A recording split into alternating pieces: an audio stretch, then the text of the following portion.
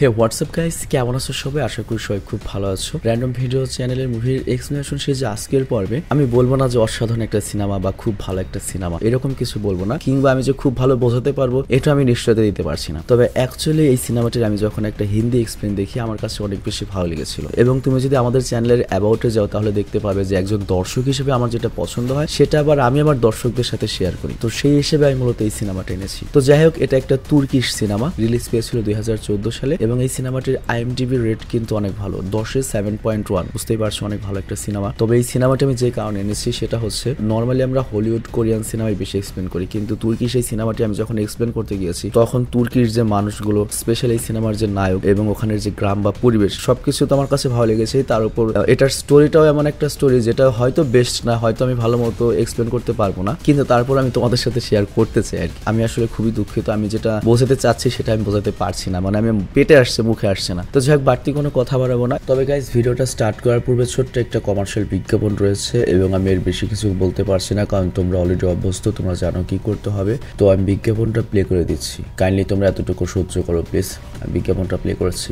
Hello বন্ধুরা, আজ আমরা তোমাদের এমন একটা অ্যাপের সম্পর্কে বলতে চাই যে অ্যাপটির অফিসিয়াল পার্টনার হচ্ছে PSG, আর এখানে অনেকগুলো ম্যাচ খেলে ল্যাপটপ, আইফোন, স্মার্ট ওয়াচ এবং আরো অনেক ক্যাশ প্রাইজ জেতার সুযোগ রয়েছে। আর এই অ্যাপটাতে তুমি সকল ধরনের লাইভ ম্যাচের রেজাল্ট দেখতে পারবে এবং সেই ম্যাচের স্কোর অনুমান করে গেমও খেলতে পারবে, যেমন কোন টিম জিতবে, কোন টিম কত রান করবে, কে সর্বোচ্চ স্কোর করবে। এছাড়া বিভিন্ন ধরনের গেম রয়েছে, সেগুলো খেলেও ইনকাম করতে পারো। আর রেজিস্টার করার সময় আমাদের যা প্রোমো কোডটা রয়েছে এটা ব্যবহার করলে প্রথম ডিপোজিটে 26,000 টাকা পর্যন্ত বোনাস পেতে পারো। আর এই টাকা তুমি খুব সহজে বিকাশ, ব্যাংক এবং অন্যান্য সহজ পদ্ধতির মাধ্যমে উঠাতে পারো। তো আর দেরি কিসের? ডিসক্রিপশনে প্রোমো কোড এবং পিন কমেন্টে প্রোমো কোড সহ সাইন আপ লিংক রয়েছে, সেটা ব্যবহার করে অ্যাকাউন্ট খোলে এবং ক্যাশ প্রাইজ যেটো। আর এখানে একটা কথা মনে রেখো, আমরা যে বিজ্ঞাপনে দিই না কেন অনলাইন থেকে টাকা আয় করা এত সহজের একটা ব্যাপার নয়। তোমরা কোনোভাবে আর্থিক ক্ষতির সম্ভাবনা রয়েছে এমন কোনো ওয়েবসাইটে যাবে না। তো যাই হোক, এই সিনেমাটির কাহিনী হচ্ছে আইলুন নামের একটা মেয়েকে নিয়ে। তো অ্যাকচুয়ালি মেয়েটার অ্যাক্সিডেন্ট হয়, আর এই অ্যাক্সিডেন্টের ফলে নর্মালি মানুষের তো সারা জীবনের স্মৃতিশক্তি চলে যায়, কিন্তু এই মেয়েটার জাস্ট গত 1 মাসের স্মৃতিশক্তি হারিয়ে যায়। তো ওই মেয়েটা জাস্ট ওই গত 1 মাসের যে স্মৃতিটাও হারিয়ে ফেলেছে সেই স্মৃতিটাও মনে করার চেষ্টা করে,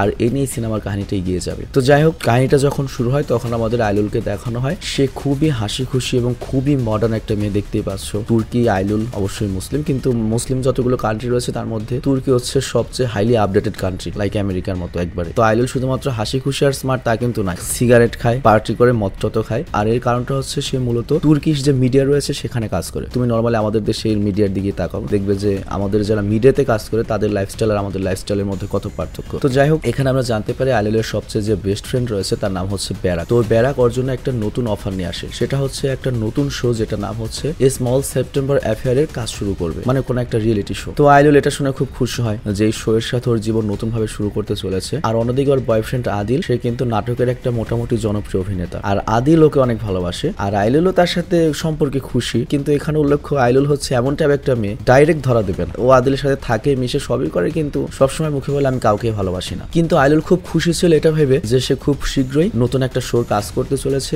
এবং এটা হয়তো তার কেরিয়ারকে বুস্ট করবে এবং তার খুব ভালো একটা দিন আজকে। কিন্তু ওই দিনই আদিলের সাথে সে যখন গাড়িতে যাচ্ছিল তার অ্যাক্সিডেন্ট হয়ে যায়। আর সিনেমার শুরু থেকে এই পর্যন্ত যে কাহিনীটা গেল, এই কাহিনীটুকু তোমাদের মনে রাখতে হবে। আমি সিনেমার শেষে এই কাহিনীটুকুর সাথে কি কানেকশন রয়েছে সেটা বুঝিয়ে বলবো। তো যাই হোক, এরপর আইলুলকে হসপিটালে নিয়ে যাওয়া হয়, আর তখন কিছুক্ষণের জন্য আর হার্টবিট থেমে গিয়েছিল এবং সে 1 সপ্তাহের জন্য কোমায় চলে যায় এবং 1 সপ্তাহ পরে হঠাৎ করে তার জ্ঞান ফিরে আসে। আর জ্ঞান ফেরার সাথে সাথে তাকে বাবা মায়ের কাছে পাঠিয়ে দেওয়া হয়, কিন্তু জ্ঞান ফেরার পরে হঠাৎ করে এমন আচরণ করতে থাকে যেন ওর কিছুই হয়নি, মানে ওর যে অ্যাক্সিডেন্ট হয়েছিল, ও যে অসুস্থ, এগুলো কিছু ওর মনেই নেই। তো তখন এই অবস্থা দেখে ওর বাবা মা বিশ্রাম নিতে বলে, কিন্তু ও বিশ্রাম নিবে না। তো আইলুলের সবকিছু ঠিকঠাকই চলছিল, আর এখানে উল্লেখ্য যে আইলুলের মনে হয়নি যে আইলুলের অ্যাক্সিডেন্ট হয়েছে, কিন্তু ডক্টর যখন এসে ওকে প্রশ্ন করতে থাকে অ্যাক্সিডেন্টের ব্যাপারে এবং গত 1 মাসের বেশ কিছু ব্যাপার ওকে জিজ্ঞেস করে, তো তখন আইলুল পুরো শকড হয়ে যায়, কারণ না ওর ওই শো এর কথা মনে ছিল যে একটা শো পেয়েছিল, না ওর অ্যাক্সিডেন্টের কথা মনে রয়েছে। তো তখন ডক্টর বুঝতে পারে যে ওর স্মৃতিশক্তিতে কোনো প্রবলেম হয়েছে। তো এই জন্য ডক্টর ওকে আগের স্মৃতি মনে করতে বলে যে কোন পর্যন্ত মনে রয়েছে। তো ওখান থেকে ডক্টর জানতে পারে যে 1 মাস আগে গ্রামে গিয়েছিল, যেখানে ওর বান্ধবী বেবাগ ওর সাথে ছিল। তো এই ব্যাপারে যখন ডক্টর জিজ্ঞাসা করে তখন আইলুল বলতে পারে না। তো আইলুল তখন ওর বান্ধবীকে জিজ্ঞাসা করে যে আমরা কি আসলে 1 মাস আগে গ্রামে গিয়েছিলাম? তো তখন ওর বান্ধবী বেবাগ বলে হ্যাঁ আমরা গ্রামে গিয়েছিলাম, কিন্তু মাত্র 2 দিনের জন্য। কিন্তু আইলুল পুরো শকড হয়ে যায় যে ওর সব মনে আছে, গত 30 দিনের কাহিনী মনে নেই, ও গ্রামে গিয়েছিল সেই কাহিনীও মনে নেই, কিন্তু এই গত 1 মাস আমি কি করলাম। তবে তারপরেও আইলুল 1 সপ্তাহ হসপিটালে কাটানোর পরে তার পুরনো জীবনে ফিরে আসে এবং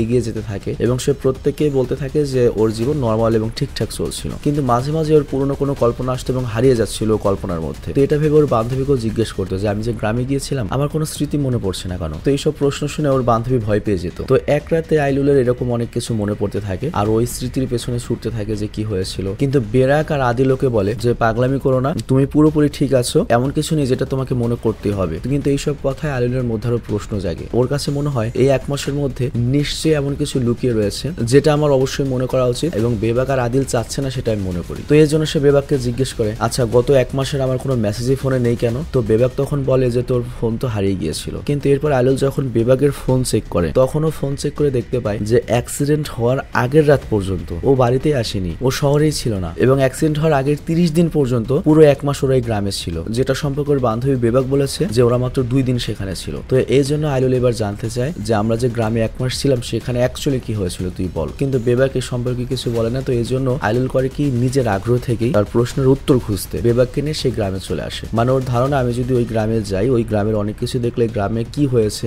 বা এই গ্রামে আমি কি এমন করেছিলাম সেটা আমার আবার মনে পড়বে। তো এরপরও যখন সেই গ্রামে পৌঁছায় সেখানেও একটা কুকুর দেখতে পায় আর ওই কুকুরটাকে দেখে মনে হয় এই কুকুরটাকে তো আমি চিনতাম। আর তারপর আইলুল ওই কুকুরটার পিছু করতে করতে একটা ক্যাফেতে পৌঁছায় যেখানে তেকিন নামের একটা ছেলে ছিল। তো তেকিন নামের ওই ছেলেটি আইলুলকে দেখে চিনতে পারে এবং বলে কেমন আছো তুমি, অনেকদিন পরে দেখা হলো। কিন্তু আইলুল তখন বলে আমি তো তোমাকে চিনি না, তুমি কে? কিন্তু তেকিন এটাকে মজা মনে করে এবং তেকিন বলে আমি সেই লোক যাকে তুমি 1 মাস আগে ভালোবেসেছিলে। তো তেকিন মূলত এই গ্রামে থাকে এবং কমিক্স বা কার্টুন রয়েছে সেগুলো বানানোর কাজ করে, মোটামুটি ভালো নাম করা। মানে ওকে চেহারায় কেউ দেখেনি কিন্তু ওর কার্টুন গুলো অনেক নাম করা আর কি পুরো তুর্কিতে। তো এরপর আমাদের 1 মাস আগে নিয়ে যাওয়া হয় যেখানে আমরা দেখতে পাই যে আইলুল, আদিল এবং তার বান্ধবী বেরাগের সাথে এখানে বেড়াতে এসেছিল এবং এই জায়গাতে এসেছিল। আর তখন আইলুলকে দেখার সাথে সাথে তেকিন ওকে পছন্দ করতে শুরু করে। আর তখনই আইলুল বলতে শুরু করে যে এই গ্রামে তেকিন নামের একজন কার্টুনিস্ট বসবাস করে যাকে আমার খুব পছন্দ আর তাকে আমি খুঁজছি এবং তাকে আমার এতটাই পছন্দ যে তাকে আমি বিয়ে করতে চাই। মানে চিন্তা করে আদিল কিন্তু ওর বয়ফ্রেন্ড কিন্তু আদিলের সামনে এটা বলছে। তো তেকিন তখন বুঝতে পারে যে আমার কথাই বলছে এবং ও তখন সাহস করে আইলুলের সাথে কথা বলতে যায়। কিন্তু আইলুল শহরে মেয়ে, স্মার্ট, সুন্দরী। তো আইলুলের সামনে ওর নিজেকে অনেক কুৎসিত মনে হয় আর নিজেকে কুৎসিত মনে করে ও আর সাহস করে কিছু বলতে পারে না, সেখান থেকে মনে করে চলে যায়। তো এরপর সিন বর্তমানে আসে, আমরা দেখতে পাই যে আইলুলকে তো যে তেকিন একটু আগে বলেছিল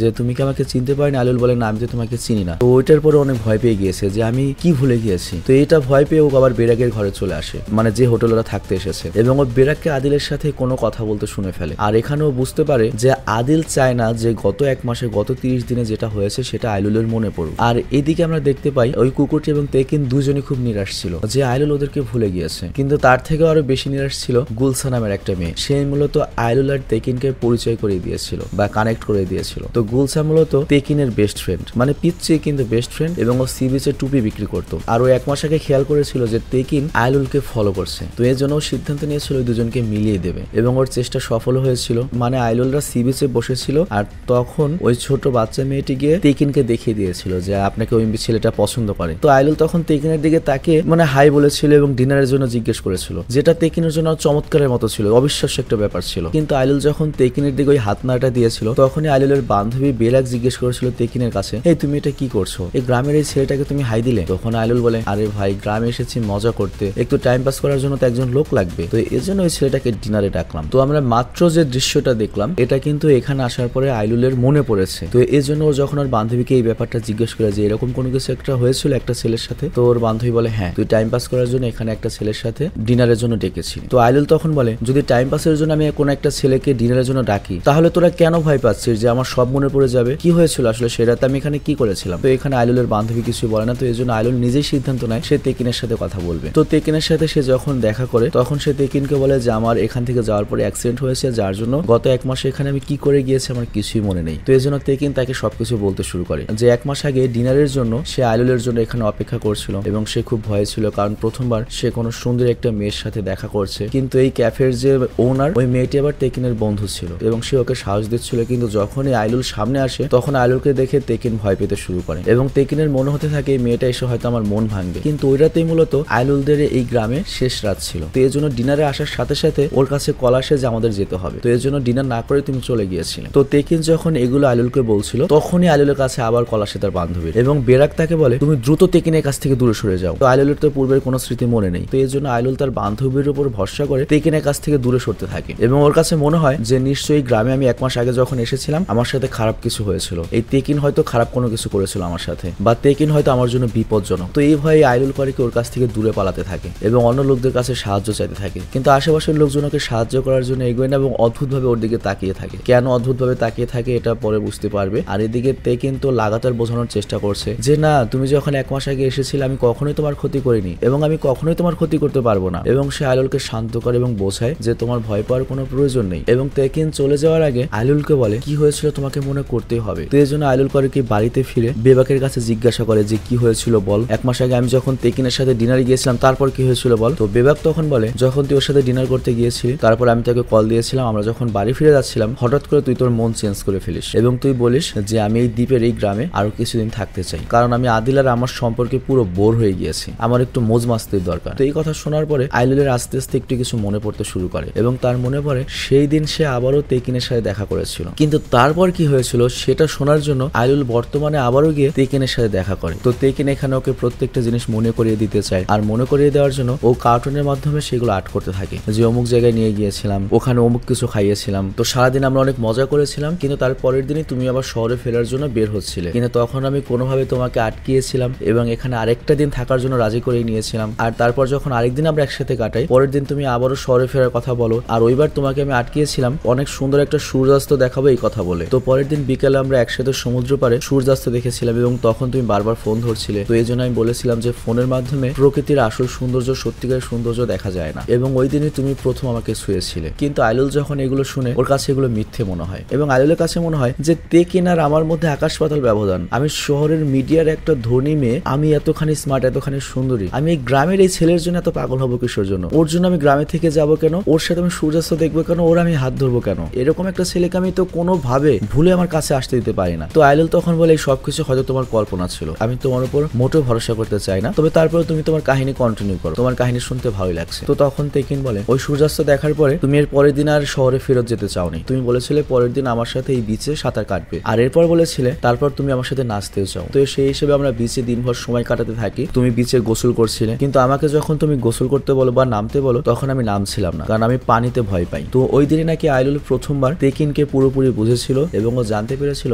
যে তেকিন ছোটবেলা থেকে অনেক কষ্ট বড় হয়েছে এবং ও প্রত্যেকটা জিনিস এবং সকল মানুষকে অনেক ভয় পেয়ে এই পর্যন্ত এসেছে। তো এর জন্য আইলুল ওকে প্রাণ ভরে বাঁচতে শেখায় এবং ওর ভয় দূর করার জন্য তেকিনকে সাঁতারও শেখায়। তো সাঁতার শেখাতে গিয়ে সেই দিনই প্রথমবার তারা দুজনে একে অন্যের কাছে আসে। তো এই সবকিছু শুনে আইলুলের সত্যি সত্যি সেই দিনের কথা মনে পড়ে, মানে এট প্রেজেন্টে। তো এটাও মনে পড়ে যে তেকিন সেদিন ওর ভালোবাসার কথা জানিয়েছিল এবং আইলুলও তার ভালোবাসার কথা জানিয়েছিল। কিন্তু এর সাথে আইলুলের আরেকটা জিনিস মনে পড়ে যে তেকিনের জন্য এটা ছিল প্রথম একটা মেয়ে এবং প্রথম ভালোবাসা এবং ও খুবই সিরিয়াস ছিল। কিন্তু তেকিন যখন ওকে আই লাভ ইউ বলেছিল, আইলুল তখন ওকে রিপ্লাইতে আই লাভ ইউ টু বলেছিল জাস্ট টাইম পাসের উদ্দেশ্যে। মানে আইলুল সেখানে সিরিয়াস ছিল না, মানে এক প্রকার খেলা করছিল যে ভালোবাসার মর্ম কি সেটা না বুঝেই। তো যাই হোক, এরপর আমাদের পাস্টে দেখানো হয় যে সি বিচে গোসল করার পরে এবং একজন আরেকজনের প্রতি প্রেম কনফেস করার পরে আইলুল তেকিনের বাড়ি যেতে চায় এবং সে যখন তেকিনের বাড়ি পৌঁছায় সে তেকিনের বানানো জিনিসগুলো দেখে ইমপ্রেস হতে থাকে। মানে তেকিনের ঘরটা অন্যান্য ঘর থেকে একদম ডিফারেন্ট ছিল, মানে অসাধারণ অসাধারণ জিনিস দিয়ে ভরা ছিল। তো এগুলো দেখে ওর তেকিনের প্রতি আরো ইমপ্রেস হয়ে যায় এবং তারপর যখন ও তেকিনের ওই বানানো কার্টুন গুলো দেখে তখন আইলুল জানতে পারে যে তেকিনই সেই লোক যাকে এতদিন বিয়ে করার কথা ভাবতো, মানে এই গ্রামের সেই নামকরা কার্টুনিস্ট এটাই সেই তেকিন। তো এটা জানার পরে আইলুল ডাইরেক্ট বলে ওঠে আমি ভাবতেই পারিনি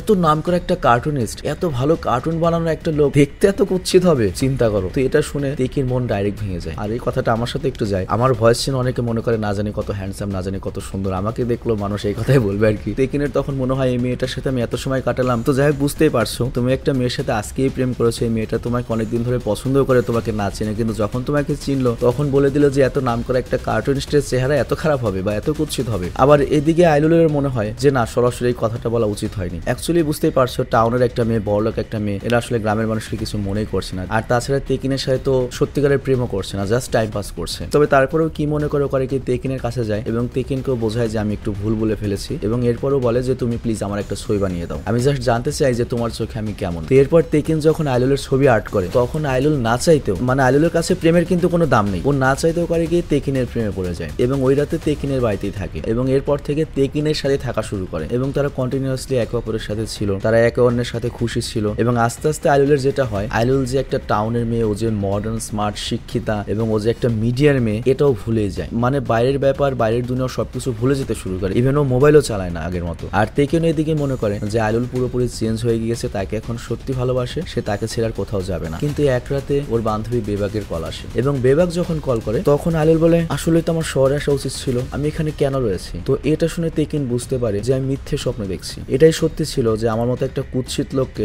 শহরের এত শিক্ষিত এত বড়লোক একটা মেয়ে কখনোই আপন করে নেবে না। তো এতক্ষণ আমরা যেটা দেখলাম এগুলো কিন্তু তেকিন আইলুলকে গল্প বলছিল। তো এগুলো শোনার পরে আইলুলেরও মনে পড়ে যায় সেই দিনের কথা, এবং অ্যাকচুয়ালি আইলুল তখন তারপরে বলেছিল যে সরজা উচিত ছিল, কিন্তু সে এখানে অনেক বেশি খুশি রয়েছে, এখানে সে অনেক ভালো রয়েছে। তো আইলুলের তখন মনে পড়ে সেই রাতের কথা, এবং ওর মনে পড়ে যে অ্যাকচুয়ালি ও সত্যিকারে খুশি ছিল এবং সত্যিকারে ও প্রথম বুঝতে পেরেছিল যে ভালোবাসা জিনিসটা কি, এবং ও সিদ্ধান্ত নিয়েছিল যে ও তেকিনের সাথে সারা জীবন থাকবে। কিন্তু তেকিন তখন বলে আমার কাহিনী বলা কিন্তু এখন সম্পূর্ণ শেষ হয়নি। কিন্তু তখনই এখানে বেবাক আর আদিল চলে আসে এবং তেকিনকে এখান থেকে নিয়ে যায়, বাস্তবে এখান থেকে নিয়ে যায়। আর তারপর আইলুল তাদেরকে বলে থাকে যে এই জায়গায় কাটানো শেষ রাতের কথা আমার মনে পড়ে গিয়েছে, আর আমি জানি সবকিছু ঠিকই ছিল, আমি তেকিনকে অনেক ভালোবেসেছিলাম এবং ওর সাথে সারা জীবন থাকতে চেয়েছিলাম। কিন্তু বেবাক তখন বলে আচ্ছা ঠিক আছে, তোর যেহেতু এত কিছুই মনে পড়েছে তাহলে আরেকটু কিছু মনে কর, ওই রাতের পরের দিন কি হয়েছিল সেটাও মনে কর। তো এরপর আমাদের দেখানো হয় আইলুল সত্যি সত্যি তেকিনের ভালোবাসায় মগ্ন এবং নিজেকে তেকিনের কাছে উৎসর্গ করে দিয়েছিল এবং খুশি খুশি সারা জীবন তেকিনের সাথে থাকার স্বপ্ন দেখছিল। কিন্তু হঠাৎ করে ও যায় হচ্ছে আয়নার সামনে, আর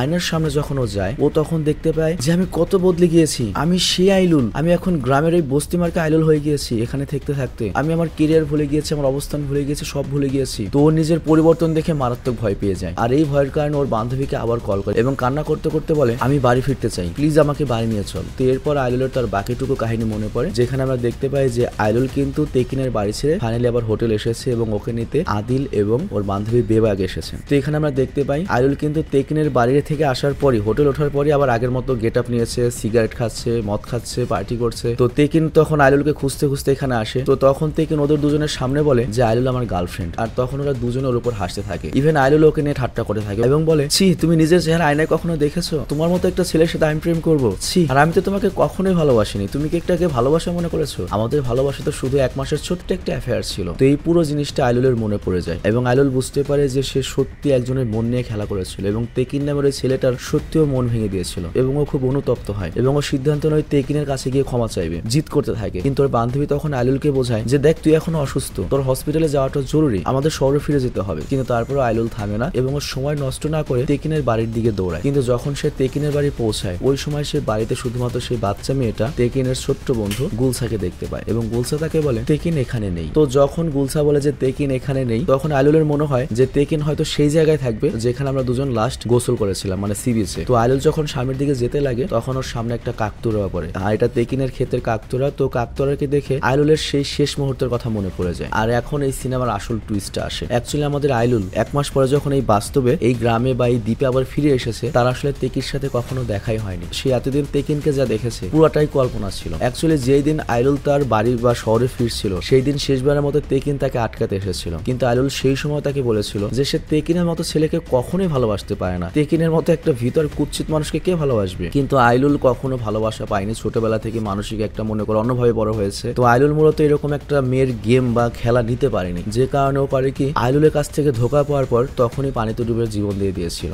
আর এরপর আইলুল যখন তার পরের দিন শহরে পৌঁছায় সেদিনই পেপারে খবর আসে যে তেকিন নামে বিখ্যাত কার্টুনিস্ট মৃত্যুবরণ করেছে পানিতে ডুবে। তো ওই খবরটা যখন ও দেখে তখন ওর কাছে মনে হয় যে আমার জন্য তেকিন মারা গেল, আমি তেকিনকে মেরে ফেললাম। মানে একটা মানুষ যতই খারাপ হোক তার ভেতর তো একটা মনুষ্যত্ব চলে আসে এক সময়। তো ওই সময় ও পাগলামি করার কারণে মূলত আদিল এবং আইলুলের অ্যাক্সিডেন্ট হয়েছিল। তো আজকে আইলুলের এই সকল কিছু মনে পড়ে, মানে গত 1 মাসের পুরো কাহিনী মনে পড়ে এবং ও বুঝতে পারে যে ও জীবনে সত্যিকার একটা ভালোবাসা হারিয়ে ফেলেছে এবং ওই ভালোবাসা পৃথিবীর যে কোনো কেরিয়ার, যে কোনো টাকা পয়সা বা যে কোনো মজার চেয়ে অনেক বেশি দামি ছিল, কিন্তু অনেক বেশি দেরি হয়ে গিয়েছে। যে ভালোবাসাকেও একসময় নিতেই ভয় পেত, লজ্জা পেত, ঘৃণা পেত, সেই ভালোবাসাকেও যে সময় আপন করে নিয়েছে তখন আর সেই ভালোবাসার পার্সনটাই নেই। আর এখানে এই সিনেমার কাহিনীটা শেষ হয়ে যায়। তো যাই হোক, এখানে আমি একটা সত্য কথা বলি, অ্যাকচুয়ালি এই সিনেমাটা এক্সপ্লেন করা একটা চ্যালেঞ্জিং ছিল। কিসের জন্য চ্যালেঞ্জিং ছিল? একটা সিনেমার গল্পের স্টাইলের উপর নির্ভর করে সেই সিনেমাটা এক্সপ্লেন করা সহজ হবে নাকি কঠিন হবে। এখানে একবার পাস্টে, একবার প্রেজেন্টে, একবার তেকিনের কাহিনী, একবার আইলুলের কাহিনী, আবার তেকিনকে দেখাচ্ছে, আবার বলা হচ্ছে যে তেকিন আসলে মারা গিয়েছে, ওটা কেউ না, ওটা আইলুলের চোখের ভুল ছিল। তো বুঝতেই পারছো সিনেমাটা এক্সপ্লেন করা খুবই কঠিন ছিল, কিন্তু তারপর আমি বিশ্বাস করি আমার কথার সাথে ব্যাকগ্রাউন্ডে তো ভিডিও ছিল সিনেমা। তো এই জন্য হয়তো আমি মুখে যাই বলি অ্যাকচুয়াল কাহিনীটা তোমরা হয়তো বুঝতে পেরেছো এবং ভিন্ন ধর্মী একটা কাহিনী দেখতে পেয়েছো। এবং এখানে দেখেছো যে একটা শহরে স্মার্ট শিক্ষিতা বড়লোকের একটা মেয়ে গ্রামে বেড়াতে এসে গ্রামের সিধা সাদা একটা ছেলের সাথে টাইম পাস করে ওর জীবনটাই কিভাবে কেড়ে নিল। তো যাই হোক, এই সিনেমাটি যে আমি এক্সপ্লেন করেছি শুধুমাত্র ইউনিক কাহিনীর জন্য তা কিন্তু নয়। এই সিনেমাটা আমি এক্সপ্লেন করেছি আরেকটা কারণে, বিশেষ করে এই আইসল্যান্ডের তেকিনের যে গ্রামটা, ওখানের যে প্রকৃতিটা দেখানো হয়েছে সেটা আমার কাছে খুবই স্পেশাল লেগেছে, অন্যরকম লেগেছে। মানে আমার কাছে মনে হয়েছে তেকিনের বাড়িতে আমি যদি থাকতে পারতাম, আশেপাশে এতখানি ফ্রি জায়গা, জায়গা, সি বিচ, বাতাস, গাছগাছালি। তো যাই হোক, আমি এখন বিদায় নিচ্ছি। তবে সত্যি কথা বলতে এই সিনেমাটি এক্সপ্লেন করা আমার জন্য ভীষণ চ্যালেঞ্জিং ছিল এবং আমি নিশ্চিত এই চ্যালেঞ্জে আমি ফেল করেছি। আমি ভালো মতো তোমাদের বোঝাতে পারিনি, এজন্য আমি ভিডিও শেষ করার আগে ক্ষমা প্রার্থনা করছি। ভালো থেকো, সুস্থ থেকো, টেক কেয়ার, আল্লাহ হাফেজ।